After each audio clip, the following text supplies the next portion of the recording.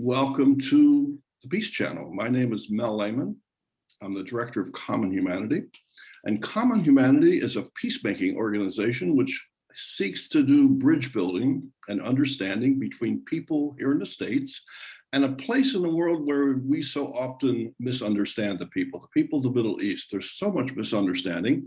And I think it's safe to say, without fear of too much contradiction, that some of the most misunderstanding is between the people of Iran and the people of the United States. So we're very happy today to talk about the people of Iran and peacemaking efforts. And we have two distinguished guests who are going to help us see the people and some of the relief work that's being done to help counter COVID, which is affecting us all.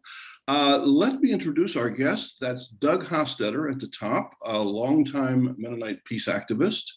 And there at the bottom is Bishop John Bryson Chane. Welcome to both of you. Thank you very much. Good to have you.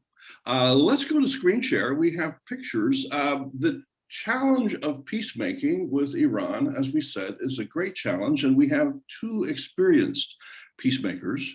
So before we get to the Iran itself, we just want to take a couple of quick minutes to see something of what our guests have done by way of peacemaking. They both had distinguished careers. Let's see if I can click the right button here on my Zoom share. No, I don't think I have. One second. It's the picture's there. Let's try this again. There's let's try this. And here we are. I think we're on the right track now. The organization is called Luke 10, and we'll hear a little bit about that biblical reference in a moment. Let me get a larger view here. And let's get started by meeting Bishop Chane. Here is the good bishop. Bishop Chane, John Bryson Chane, recently retired as the 8th Bishop of Washington, D.C. As bishop, he served 98 schools and churches in the District of Maryland and the District of Columbia. He served as president and CEO of the Protestant Episcopal Foundation, that is to say, overseeing the operations of the Washington National Cathedral. Bishop Chane is a leader in interreligious dialogue, and if we advance our slides here, we'll see some of the work of the good bishop. He has traveled to Iran on 7 occasions to meet with academics, clerics, and members of the Majlis, which is the governing body. He has met extensively with former Iranian presidents, Mohammad Karami, Mahmoud Ahmadinejad, and while attending the World Against Violence and Extremism conference in Iran, Hassan Rouhani. He is a graduate of Boston University and Yale Divinity School, and currently lives with his wife and serves the church and works for peace in San Diego, California. Our next guest, we'll hear from both of those in a moment, but our next guest is Doug Hostetter. Doug Hostetter is a personal friend of mine, a family friend of mine. We both went to Eastern Mennonite College together before it became a university. And those were back in the days of the Vietnam War. And Doug Hostetter and I, close in age, we were back in the days when folks were drafted to the Army. And Doug said, as a Mennonite Christian conscientious objector, I'm not going to go to the Army. Instead, I'm going to go to Vietnam to work for peace. So he spent 3 years in Vietnam as a teacher with Mennonite Central Committee. This is some of the war damage that he has seen. Now, it doesn't say hell in the original building, but as I looked at this, I couldn't help thinking of that famous quote by General Grant that war is hell. Some of the damage that Doug witnessed firsthand. And in the middle of that war zone, Doug said, let me see what I can do for peace. Here he is teaching some students. Here he is there on the left, that's Doug sharing a meal with some of his friends there in Vietnam. Just a wonderful, just such a warm picture here of the people of Vietnam that Doug grew to love so well and has stayed in touch with over the years. And here's, again, Doug on the scene. Well, these are two experienced peacemakers, and they turn their attention to Iran? What can we do to build friendship, build peace with Iran? And they ask themselves, who is my neighbor? And I'm going to stop talking and let our guests take their turns as answering, who is my neighbor? And there we have a picture of Luke 10. And tell us how you got the name and how you got started. Why don't you want to take the lead, Bishop? No, I'm going to follow my good friend and Mennonite colleague. Okay. Well, the Mennonite portion of Luke 10 actually started with a number of us who had spent time in Iran during the 25 years that the Mennonite Central Committee had work in Iran. And when the COVID-19 crisis hit, we were back in touch with our Iranian friends, and they reported to us that Iran was one of the countries that was suffering, one of the countries most seriously affected by COVID-19. And they had the misfortune to be under American economic and banking sanctions, which prohibited them from even using their own money in banks anywhere in the world to buy relief supplies and vaccines.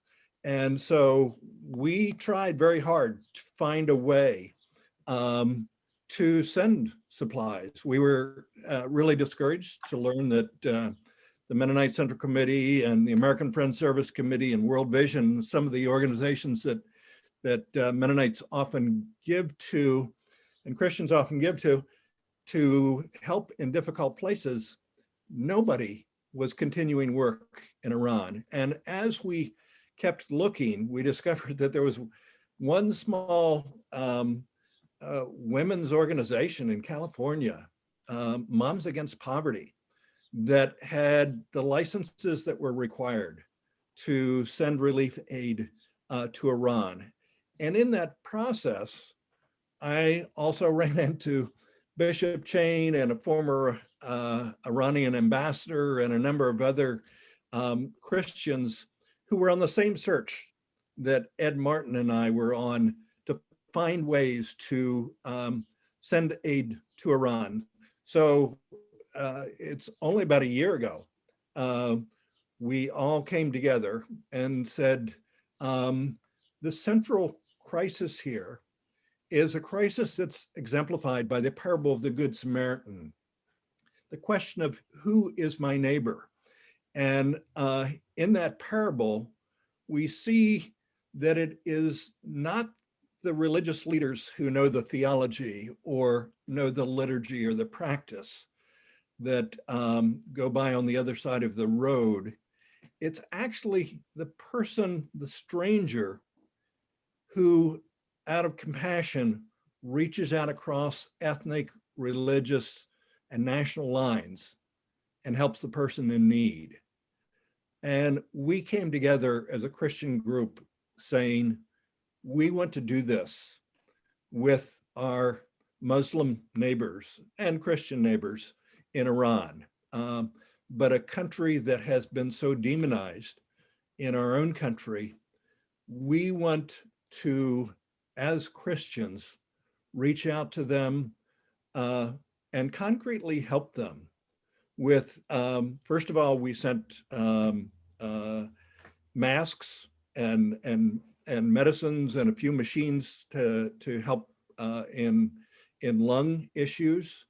And finally, we have come around to even sending bread to areas where the people were starving because of the shutdown, and some of the poorer provinces, people were literally facing starvation. So we actually got together and pulled together from all of our religious groups and sent the money through this Moms Against Poverty to Iran. And then we also realized that the other real part that is important is actually building the friendship and understanding between our peoples. We need to physically help them But we also realized that the big problem between our countries is really the anger and the hostility and the lack of knowledge that we have of each other. And fortunately, we were in the middle of a pandemic in which normal meetings and travel were no longer possible. And many of us were discovering Zoom and other digital platforms that we could actually get together and talk together. And so we worked together with Iranian colleagues to develop two webinars. One hosted in the United States, but inviting Iranian partners, and the other one hosted in Tehran and inviting American partners. And the first one was on the theme of who is my neighbor, and the second one was on the theology of friendship and dialogue in the Abrahamic religions. And although Luke 10 is a Christian organization, combined of everybody from Episcopalian bishops to evangelicals and peace church peoples and Mormons, we wanted also to intentionally include Jews in our Christian Muslim dialogue. And so in both of our webinars, we included American or Iranian Jewish participants and also speakers in our webinars to let people know that this is although we are a Christian group, we are very committed to interfaith work in this building of understanding and friendship and reaching out across these barriers. And we started sending masks. We are going to list here how you can be in touch with Luke 10. This is the web address. They are looking for donations. We're about to tell you and show you some of the ways that relief supplies are getting to Iran. But if you would like to do some friendship and some peace building, there's the web address. We'll show that again at the end of our program as a way you can get in touch. And here's what you'll be doing. You'll be sending some relief supplies. These are masks that went to Iran. It looks to me like Farsi. Am I reading that there? These are part of some of the materials that you all oversaw sending to Iran. Or perhaps even purchasing in Iran. Right, right. Making available. We did buy locally as much as we could. Some of the things I think we had to buy in China and other places to get there. It's physically impossible to ship things from the United States to Iran, but we do have Moms Against Poverty does have a license to actually purchase medical supplies in other locations or in Iran and supply to needy institutions and needy places in Iran. Bishop Chane, we might hear more about why getting relief supplies to Iran is so difficult. There are banking sanctions. If I understand correctly, the United States has pushed so hard to isolate Iran that we, the United States, have imposed these strict banking sanctions, and banks in Europe are afraid to, they're afraid to get in trouble. They'll be penalized. Would you tell us a little bit more about that as you understand the isolation we've imposed upon Iran and the urgent need for COVID relief? Well, basically, the foreign policy of the United States in the previous administration was to put as much pressure on the Islamic Republic as it could through these sanctions to literally cripple the country economically and to really hope for regime change. That said, for those who have been to Iran and know the people quite well and the culture, the Iranian people are not going to be overwhelmed by that. They'll just kind of soldier through it.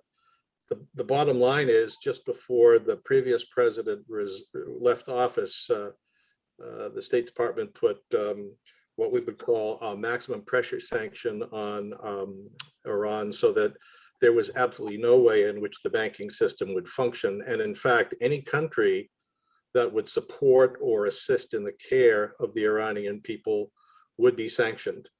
And so those in the EU, for instance, were really leery of taking that risk of engaging in support for this humanitarian crisis. And it is a humanitarian crisis above all things.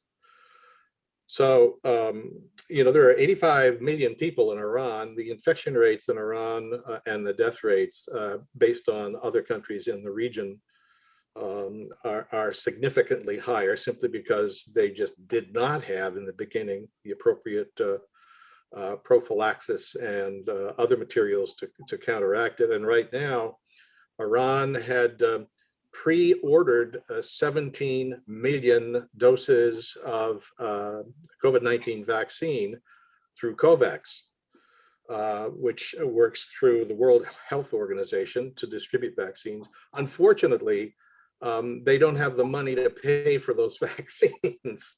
So you can pre-order all you want, but if you do not have the money, it isn't going to happen. So their money, they do have money in South Korean, Iraqi, and European Union banks, but because of what you said earlier, those banks will not release that money to be used for those purchases. Correct. So it's a conundrum, and I came on board through my contacts with the religious community in Iraq. Although the Mennonites, I must say, have been way ahead of the curve in terms of its engagement with the Islamic Republic. We knew very well how active they were. My engagement came through being the Bishop of Washington, where the National Episcopal Church, or the Episcopal Church, and its presiding bishop said, "You're there, you engage the government and try and figure out ways in which to be a broker through the religious process to find a better way to relate to the country." And in fact, we did that. The United States did that somewhat secretly, but it did it during the Bush administration, of all things. Artists and athletes, clerics and scholars were permitted to come into the United States to teach and to be a part of our country. And likewise, visas were granted for Americans to go over and do the same. And so things were cooking until foreign policies changed. Doug, I think that picture that you sent me somehow didn't quite load. We saw in the previous slide. So let me stop my screen share. And Doug has some wonderful pictures of the people of Iran. And while Doug is loading up, Bishop Chane, we'd love to have both of you talk about the people you met. The people we're working with, how can we be sure that the relief supplies are really getting through? This is something people always want to know. Who are our partners in Iran? And you've met them and you know about them. And tell us about our partners. Then I'd love to have both of you tell some stories of the people that you're helping, the people you've met over the years in your work. You want to go ahead, Doug? Go ahead, Bishop. Oh, I would just say the Iranian people are phenomenal. I mean, I feel safer in Iran than I do in the gas lamp district of San Diego at 11 o'clock at night. The people are warm and wonderful, and the Iranian population in the United States is phenomenal. I've gone to college with Iranian students. The government is the government, but the religious communities are strong. And so working through Moms Against Poverty and the NGO, which is not affiliated though with it's a non-government governmental organization in Iran, distributing these supplies is extremely reliable. So I have perfect confidence that it gets to where it's supposed to be. The problem is it's not enough. And Doug, these are pictures you took, and maybe you can tell us about some of the people we're seeing. It's a pluralistic society. We're seeing pictures not just of Shia Muslims, but we're seeing pictures of Christians and other faiths. Yes, yeah, it is a very diverse society, and I would like to reinforce what the bishop said about friendliness. One of the amazing things about Iran, and I've done a lot of travel in the Middle East, and there is a friendship and a kinship felt between Iranian people and American people that is, they're more friendly to Americans than any other country in the Middle East, bar none. And I have no idea why that is. But when I was there during the Bush administration, when the Bush government was really hostile, and when they would find out that I was from the United States, they would say, "You are very welcome. We love America. We may not love your government, but we love Americans. They love American movies. They love American holidays. They are a very warm people." The other thing that a lot of Americans don't realize, two things I'll point out. There is a large Iranian expatriate community in the United States and Canada, huge. And that expatriate community, even during the most hostile periods of time, goes back and forth. They have families, they have relatives. Many Iranian medical doctors, theologians, and academics have also studied in American universities.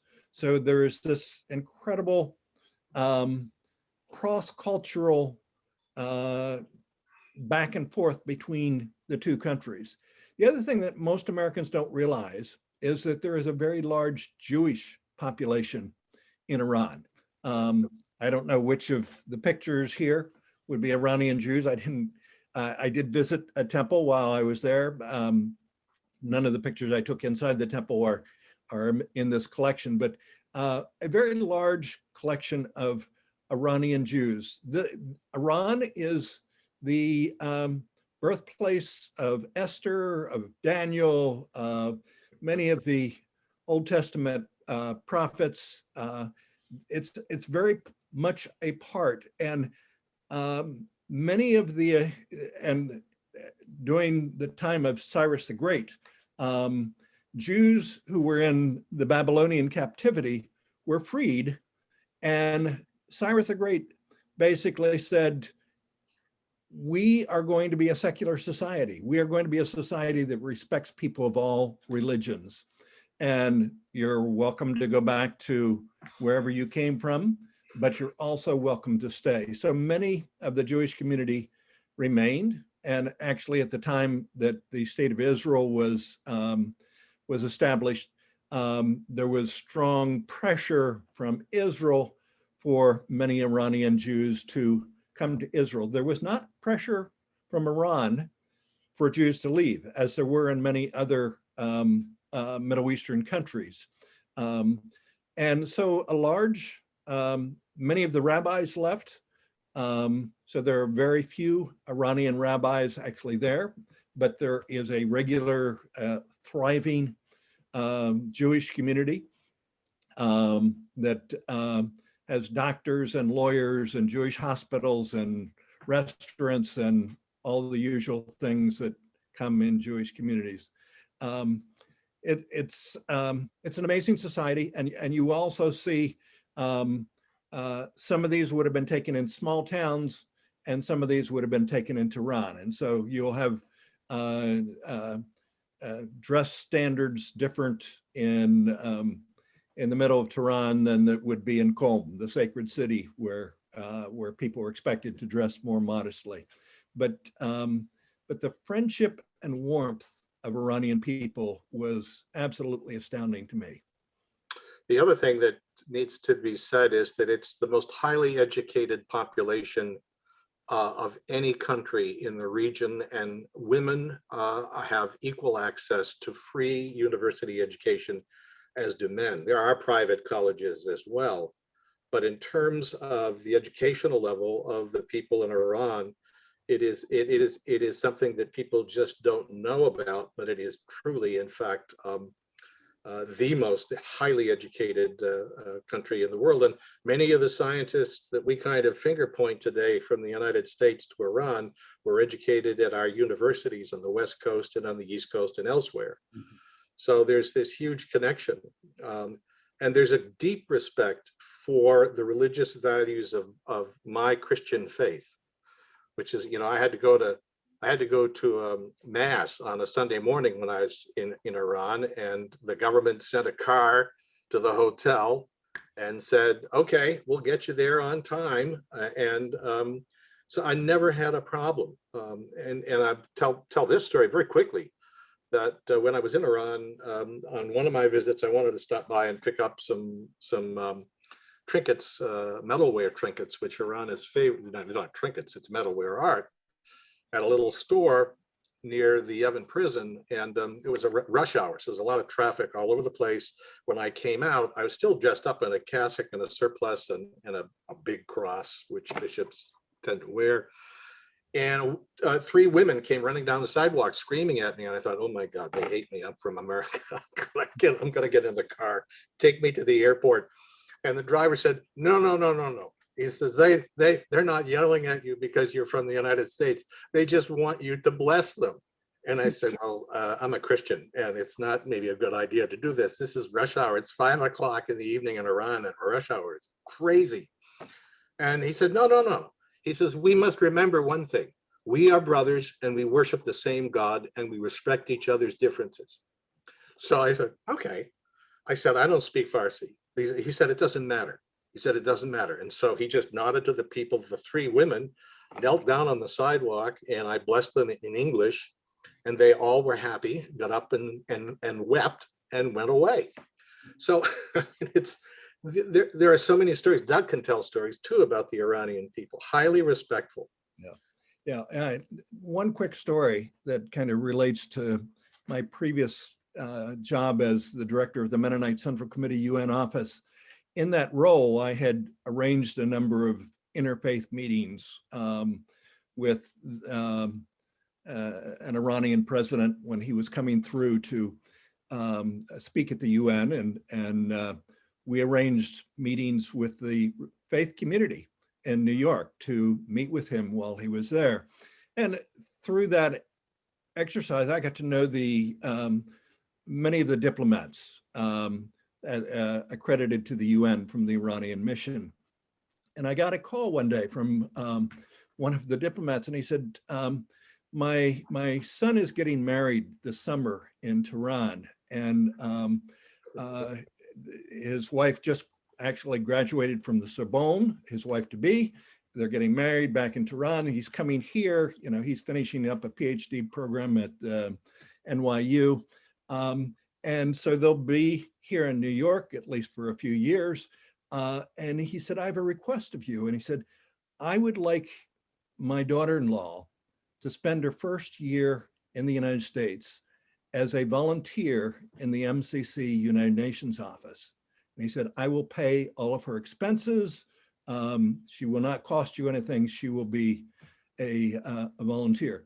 Well, it was an interesting, wonderful, wonderful year. And actually, MCC had more difficulty with it than I did. I mean, they said, how can we have a Shia Muslim working as an intern in the MCC UN office? And I said, well, you know, it's a gift. This is a gift from the ambassador. He's covering all of her costs while she was here. And I said, when people give gifts to MCC, do you make sure that all the people who give the gifts are Christian? And they said, no, of course. And I said, of course not. I said, how about when people come and volunteer at the Material Aid Center in Pennsylvania? Do you make sure that everybody who volunteers at the Material Aid Center is a Christian? No, we wouldn't do that. I said, well, we have a volunteer here who is a Shia Muslim. And so they accepted the first Shia Muslim intern of the MCC UN, and it was an amazing year. She was a part of our team.